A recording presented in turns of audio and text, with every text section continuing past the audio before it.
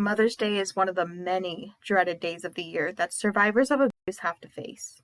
We are expected by society to honor and cherish the very person who has abused, neglected, and used us for their supply.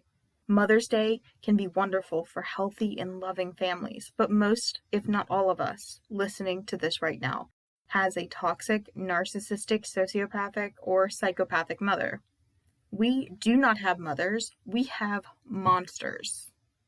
Regardless if you were in full contact, low contact, or no contact, Mother's Day is painful. We didn't have a healthy, emotionally mature mother figure in our lives.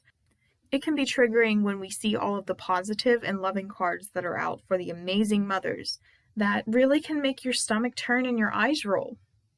So let's talk about how to handle Mother's Day when you have a narcissistic mother. Hi everyone, I'm Sarah from Trauma Recovery Coaching. I am a certified coach specializing in abuse recovery from narcissistic, sociopathic, and psychopathic abuse. Cards. We see Mother's Day cards and gifts for mom throughout the stores and ads on TV, YouTube, and other platforms. All of these ads can be extremely triggering and a constant reminder of what wasn't provided for you as a child. If you know that you have to get Mommy Dearest a card for Mother's Day, and all of the cards make you cringe, you can easily get her a card with daffodils on the cover. The scientific name for daffodils is Narcissus. If you find a card that has a daffodil on the front, it's like saying, I have to give you a card so you don't go off on me. But really, I'm telling you that you are a narcissist. But it's just a little something for you to laugh about. We gotta be a little positive in the darkness. Or minimal and generically written cards or blank cards where you have to just wish them a happy Mother's Day work too. They don't put in effort for you. Don't give effort for them.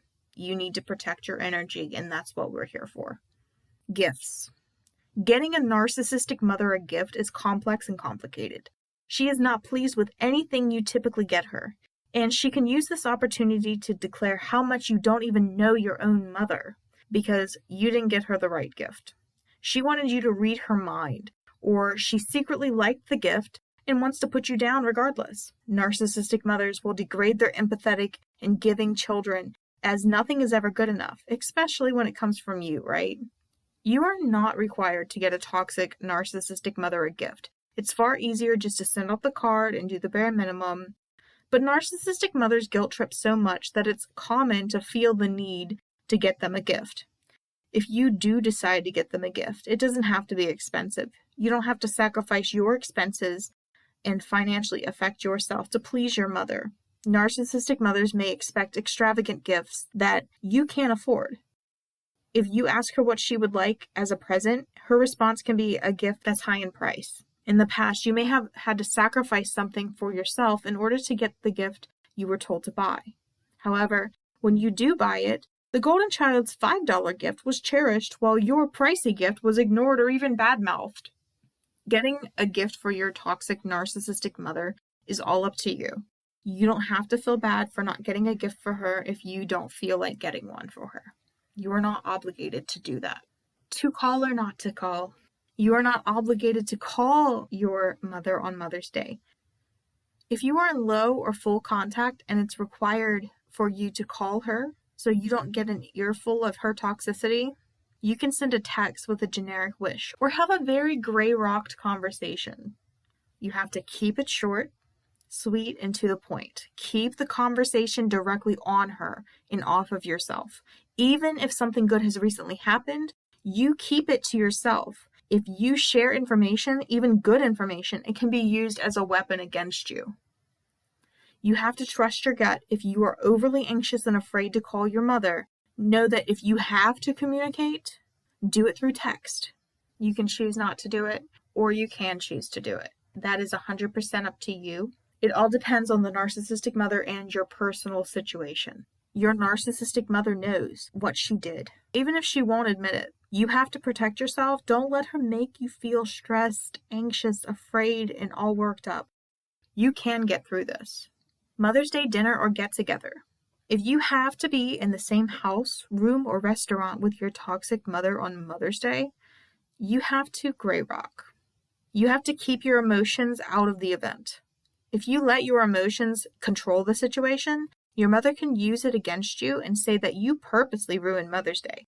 Now she will be the victim to everyone around her, and you will be the evil child.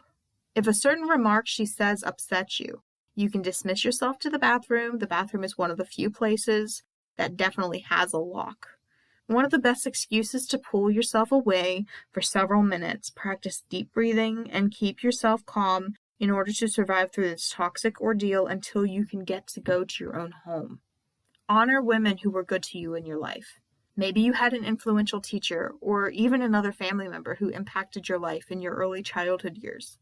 You can think of them instead of thinking about your toxic narcissistic mother. If you truly can't think of anyone who filled that motherly role in your life, you can celebrate yourself.